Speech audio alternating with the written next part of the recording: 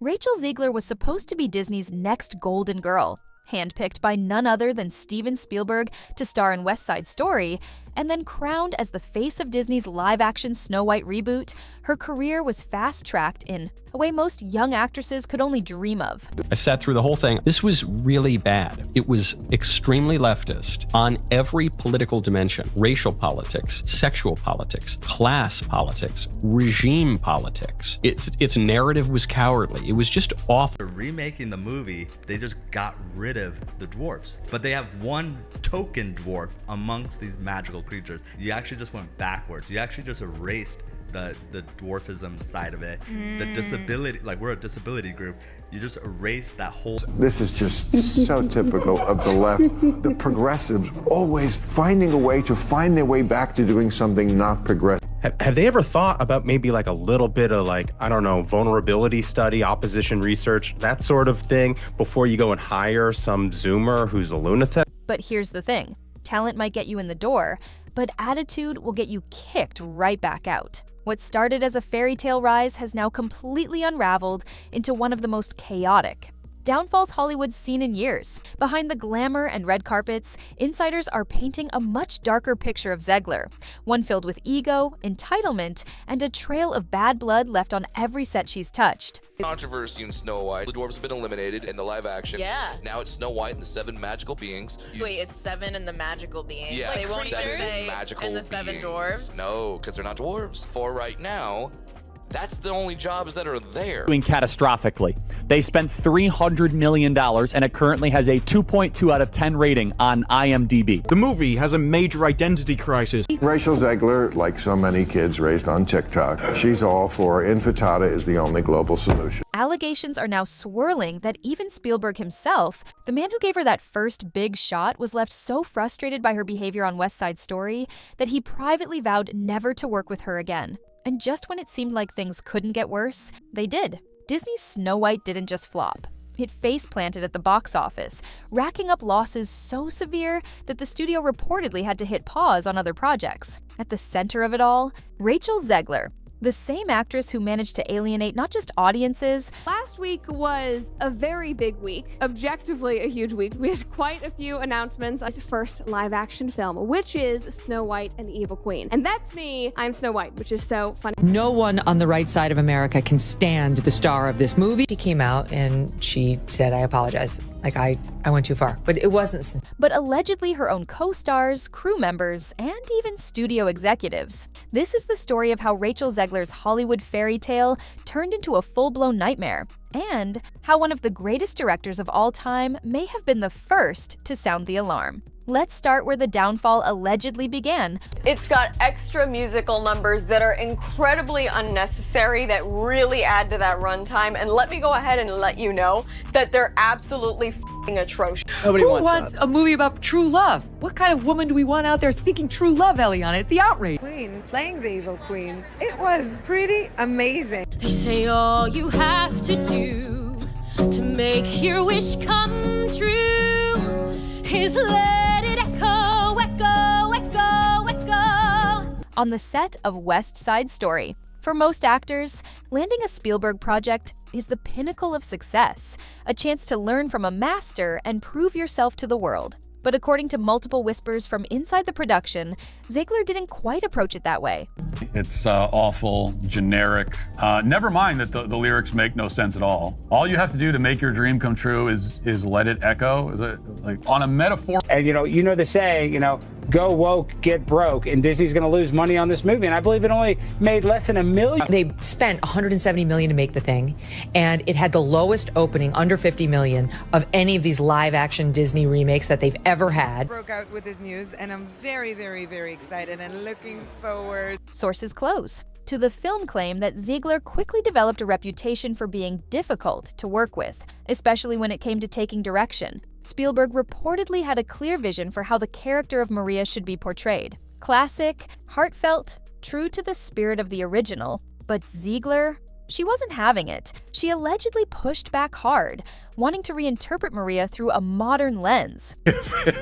Hardcore. They're petrified of some kind of backlash. Now, I'm guessing that she's not married. I'm guessing that she doesn't have kids. The movie is a complete disaster, by the way. Rachel Zegler is extraordinarily woke, but she's woke in a way that's quite deranged. So apparently, according to them and according to the writers of Snow White, women can't even want to be in love anymore. Arguing that the role needed to reflect contemporary ideas of empowerment and independence.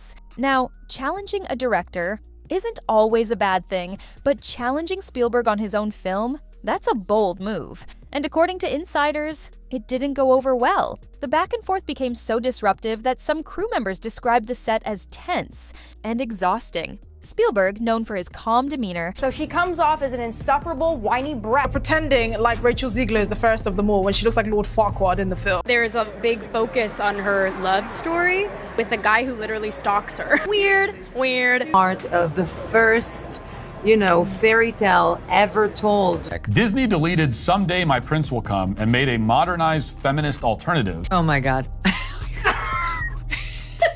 was said to be visibly irritated during several key rehearsals. One source even claimed Spielberg quietly confided to colleagues that working with Zegler was one of the most frustrating experiences of his career. And while he remained professional in public, praising the cast and crew during press tours, those close to the production suggest that behind the scenes, he was already done with her.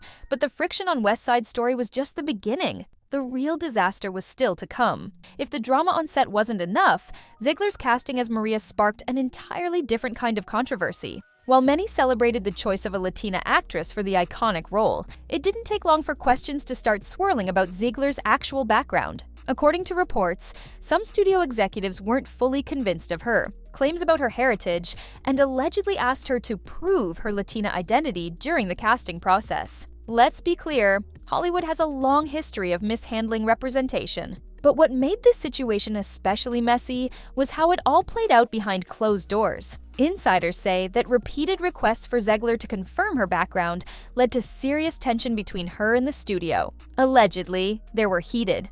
Conversations about whether her casting would be seen as authentic or viewed as yet another example of Hollywood playing fast and loose with ethnic representation. And Zegler, instead of diffusing the situation with grace, she reportedly doubled down, turning the conflict into a public spectacle during interviews where she accused the studio of questioning her identity. Whether those accusations were justified or not, the end result was the same. More drama, more headlines, and even more eyes watching her every move. By the time West Side Story hit theaters, the behind-the-scenes noise had almost drowned out the film itself. But as rough as things were, during that first chapter of Zegler's career, the real implosion was still on the horizon. When Disney tapped Zegler to lead their Snow White reboot, it was supposed to be her redemption arc, a chance to brush off the West Side Story drama and cement herself as a true A-lister. Instead, it became the biggest disaster of her career. The numbers don't lie. With a bloated budget rumored to be between $240 and $270 million, Snow White needed to be a smash hit just to break even, but the movie barely limped past $194.8 million globally, falling painfully short of expectations. And while Disney tried to spin the narrative, blaming market conditions and shifting audience tastes, most people weren't buying it. Industry insiders pointed fingers squarely at Zegler. And honestly, it's hard to argue with them. Before the film even hit theaters, Zegler's own mouth had already sabotaged the project. Her now infamous interviews slamming the original Snow White as creepy and outdated were like pouring gasoline on a fire. Fans who grew up loving the 1937 classic weren't just turned off, they were downright furious. But it wasn't just her critiques of the story that caused problems. Zegler's condescending attitude in press junkets, where she laughed off the idea of romance and fairy tales and mocked the original storyline, made her seem completely out of touch with the audience she was supposed to be winning over. Instead of building hype, every new quote from Zegler became another nail in the coffin. And as if the public backlash wasn't enough, rumors began circulating that even Disney execs were blindsided by how badly the film was being received. According to some sources, internal discussions were happening long before the release about whether Zegler was the right face to lead the studio's next generation of princess films. Turns out, she wasn't. But the damage from Snow White didn't just stop at poor box office numbers. It had ripple effects across the entire Disney live-action pipeline. And what happened next sent shockwaves through the industry. If there's one thing you don't do when starring in a remake of a beloved classic, it's trash the original. But that's exactly what Rachel Zegler did, over and over again. In multiple interviews leading up to the release of Snow White, Zegler couldn't seem to help herself. Instead of embracing the magic and nostalgia that made the 1937 film iconic, she doubled down on calling it weird, creepy. She mocked the idea of a prince saving the princess, sneering at the storyline as if it were beneath her. One quote in particular became the rallying cry for angry Disney fans everywhere. "She's not going to be saved by the prince, and she's not going to be dreaming about true love." It was supposed to be empowering, but for many fans, it just came off as arrogant. Let's be real, people didn't show up for Snow White expecting a lecture on feminism. They showed up for the fairy tale they loved. Instead, they got an actress who openly disrespected the very project she was hired to lead. Memes exploded across social media. YouTube critics went absolutely feral, and TikTok wasn't far behind, with creators racking up millions of views dissecting every condescending word that came out of Ziegler's mouth. The backlash was brutal and relentless, but the worst part? She didn't walk it back. She didn't apologize. If anything, she seemed to lean into the drama, smiling smugly through the interviews, as if she was somehow above the criticism. By the time the movie hit theaters, the damage was already done. Audiences had turned against her, and Snow White was already being labeled a disaster before the opening weekend even wrapped. And as we all know now, that label stuck. But if you thought this was just about bad PR, buckle up, because things were about to get even messier behind the scenes. As if trashing the original Snow White wasn't enough, Ziegler's off-camera drama managed to turn the set of the film into a powder keg of political tension.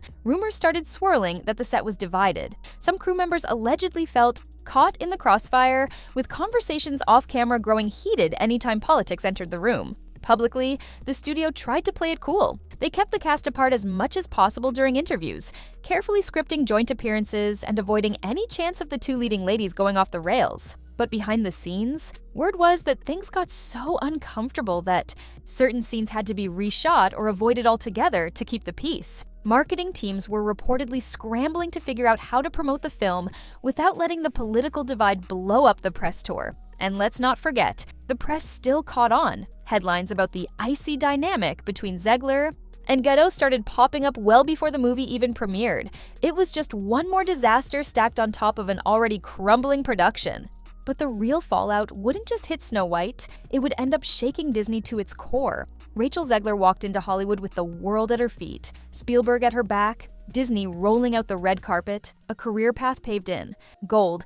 And yet, here we are, watching one of the fastest downfalls in recent memory. From the alleged battles with Spielberg to the disastrous Snow White press tour and the ugly political tensions that blew up behind the scenes, Zegler has managed to turn dream opportunities into cautionary tales. The biggest studios in the game trusted her with their most treasured IPs, and she spit in the face of both the projects and the fans who were supposed to champion her. The lesson here, Hollywood doesn't hand out second chances just because you're talented. It doesn't matter how many awards you've won or how many standing ovations you've had. When you burn bridges with the people writing your checks and the audiences buying the tickets, you're done.